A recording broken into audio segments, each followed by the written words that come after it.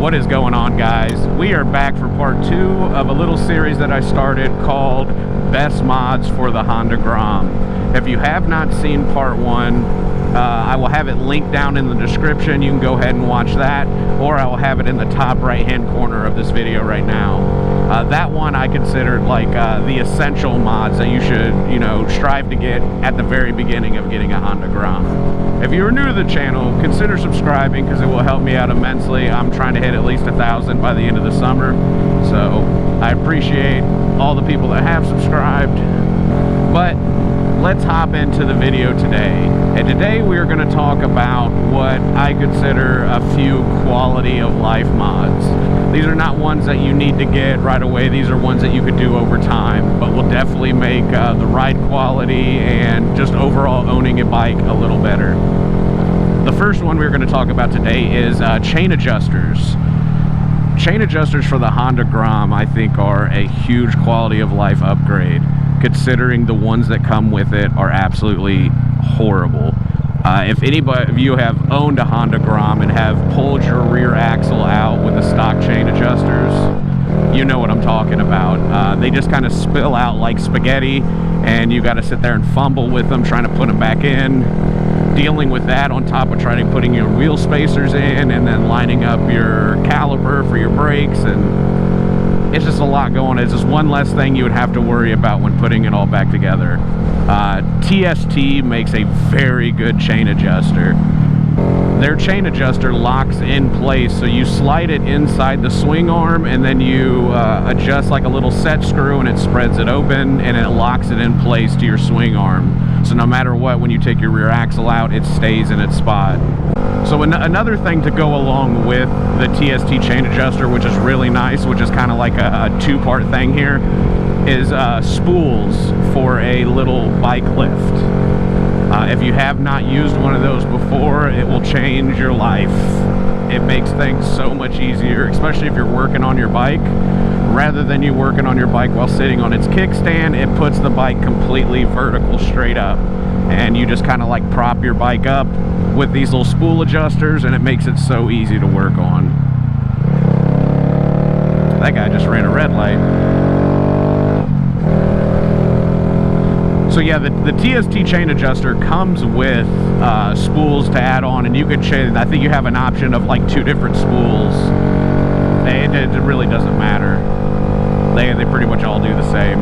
And then you can go to Harbor Freight for the Honda Grom and get, I think it's like 30 bucks. I got mine that was on clearance. It was like $20 for mine.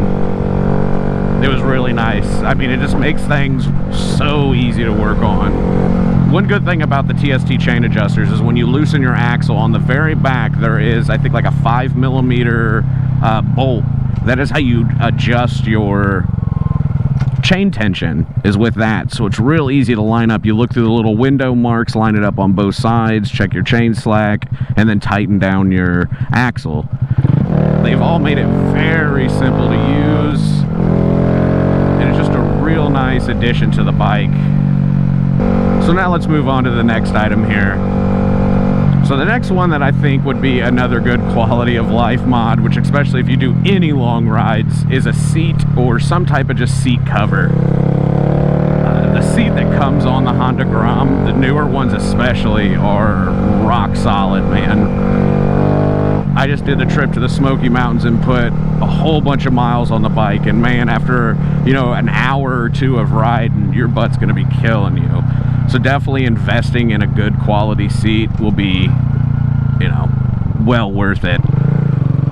I did not get a new seat yet. I just went ahead and put a seat cover on that I got off eBay. I think the company's Enjoy. They do a lot of like dirt bike seats and stuff like that. It's all linked. All my parts for my bike are linked down in the description if you guys are interested in any of those. But I know there's a couple brands that make some really good seats. I know Corbin I have used in the past for other motorcycles, and the customization and everything on that is absolutely amazing. You can just do just about anything you want to them. I think Cheeky Seats is another one. There's probably a Bella seats, but I think they mainly do stunt seats. I'm not sure. There is definitely a few brands out there that will get you right for your butt cheeks. The only problem with some of these seat companies, they can get pretty pricey. You're talking, you know, $200, $300, $400 for a seat. So if you're not willing to spend that, you could always go the cheap route. I think a couple of them you could find on Amazon. You would just definitely have to check the reviews and see how comfy they are. I think those range from anywhere from like 80 to 150. Cruise a little bit of downtown Cincinnati while we record this video.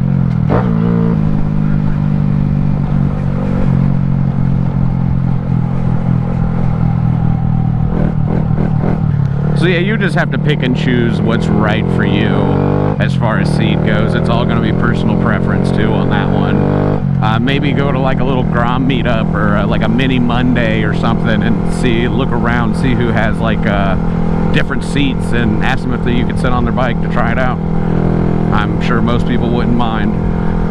Okay, so now that we got seats out of the way, let's move on to our next one. This one could be considered essential to or quality of life kind of mod. I just don't think it's essential right off the bat. That would be levers for your clutch and your brake. There is about 1 million different brands to choose from. Mainly, it's going to be how you want your bike to look. There are some really expensive ones that are really nice too. I prefer on the front brake right here that it has an adjuster on it, so you can change how far it is away and how much you have to pull in towards your hand before it brakes. I think that's definitely essential for the front brake, because you could turn the knob and move it out, or you can lower the number and it will bring it in. These are pretty cheap. They're also linked in the description. I got these on Amazon for I think like 20 bucks, 30 bucks. Probably not even that. As far as clutch side goes, I always go with RSC.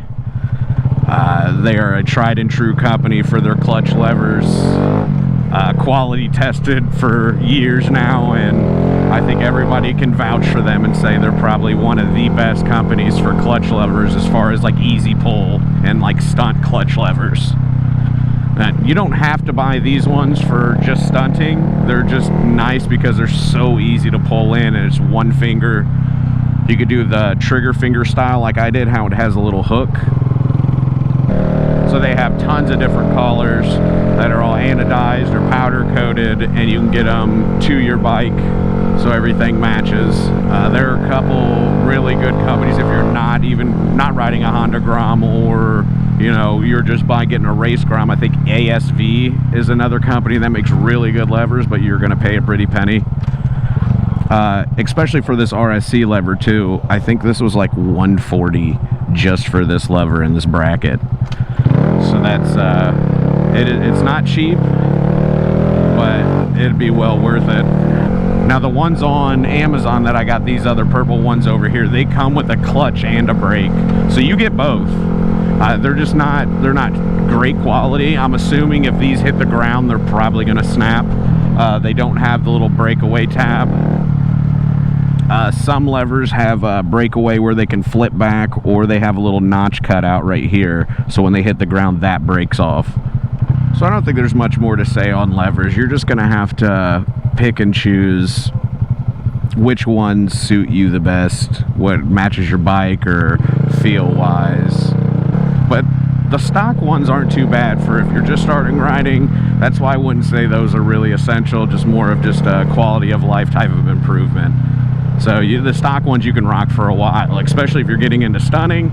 You might as well just leave those on there because those just bend, they don't break. So yeah, that's gonna do it for levers. Not much more to say about that. We'll move on to the next item, and that would be mirrors. Also, if you have bought a Honda Grom and you have the stock mirrors, for me, those things are basically pointless. I can't even, all I see is my shoulders. I can't see anything around me. They're kind of pointless. And I don't like the big antenna style mirrors that stick off the front of a bike. I prefer either one down here or bar end ones, or just, you know, smaller, low profile ones, not ones that stick up way high. So again, this is another personal preference option where there is so many different brands, so many different options you can choose from. Amazon is definitely a big one. That's where I got these from. So these ones that I got off Amazon come with bar clamps and bar ends. You can either do either or, which is nice. I chose just to tuck it out of the way. I really don't rely on a mirror ever. I like turning around and looking. I don't want to look through a mirror. So my head is constantly on a swivel when I'm riding a bike anyways, so it's just there for legal purposes. But some people like having mirrors, and yeah, it's very important for newer riders too. You could find some really expensive mirrors online for your bike, but for a Honda Grom, I don't think that's really, you know, necessary to buy something super expensive. Considering most people that are getting a Honda Grom are learning to wheelie, and they're going to end up dropping their bike, so it's another one of those things that it definitely going to improve the look of your bike, especially if you do the both bar end mirrors. I think it looks pretty cool, especially these style that kind of like flip up and then off to the side and stick out. But if you like these style of mirrors, I also have these linked in the description. These are for a 7/8 bar, which is what I have right now, and it's what comes stock for the Honda Grom. Also, if you still have your stock clutch assembly where it mounts right here, and the stock brake reservoir, when you take the stock mirrors out, they leave these holes right here where they screw into on both sides. You can get little caps to screw in, or collared ones to, you know, match your bike and everything too, to cover up that little hole. They make black ones, like anodized black and everything like that. So let's squeeze through here.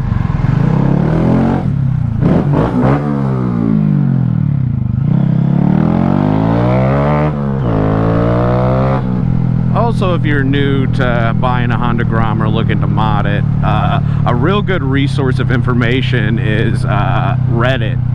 There is a Honda Grom Reddit, and if you have any questions, asking them there, or looking at what people have posted or learned, or all the trials they went through on their bike, a lot of people post there.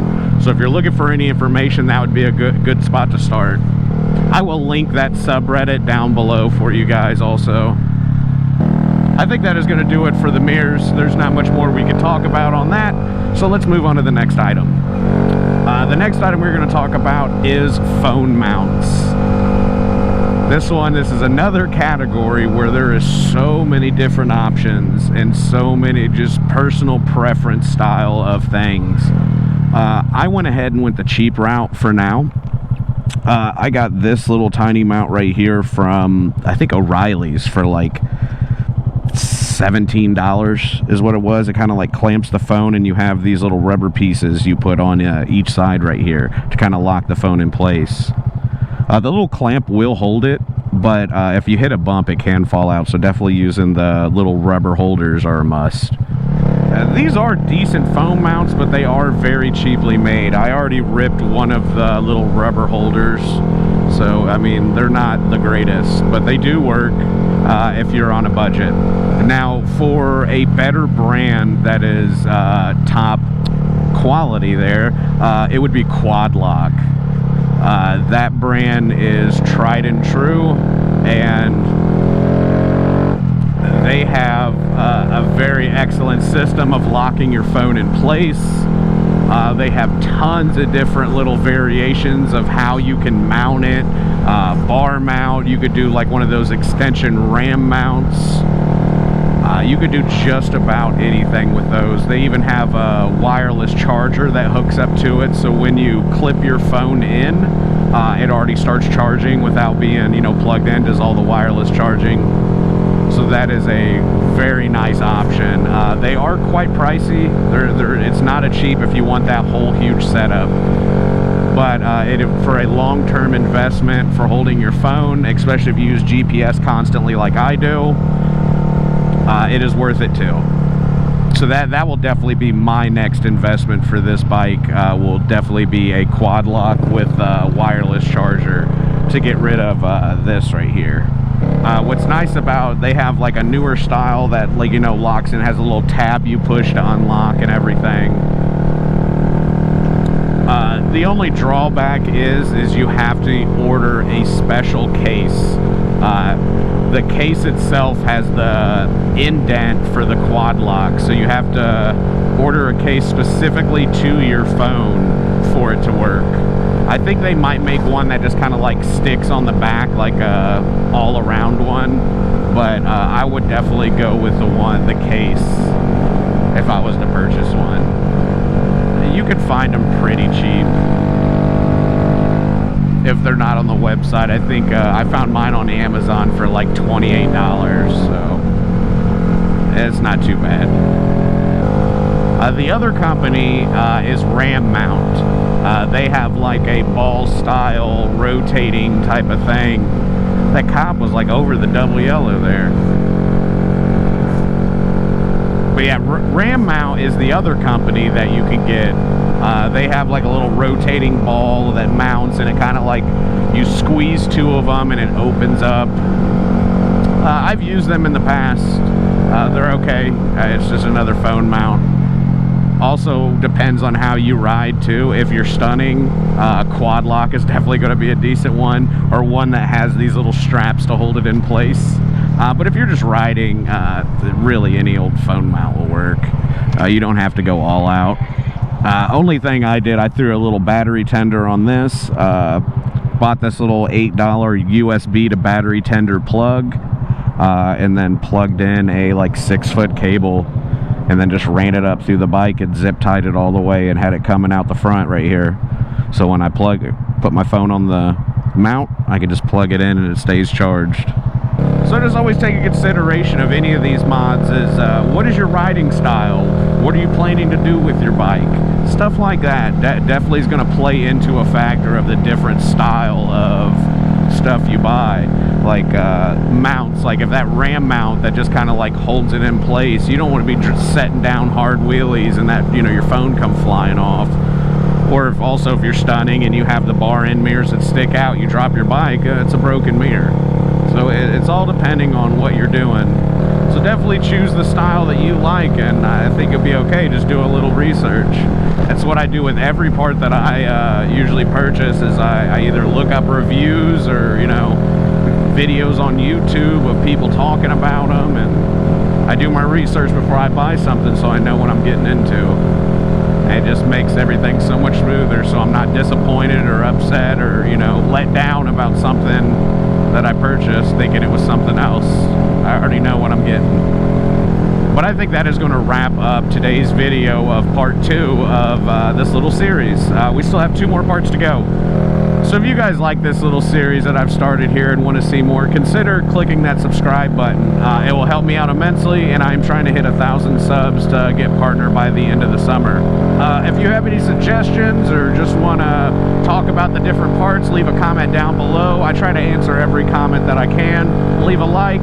All the parts are in the description for my bike that I talk about and I point to and use as a reference. But if you have not seen the first part of this video, the link is in the description. I think the third part, I think that one is going to be performance mods. I think that's going to be beefing up this little Grom and, you know, what you should get to make it go a little faster. And that is going to wrap it up today. And as always, guys, I will see you next time. Peace.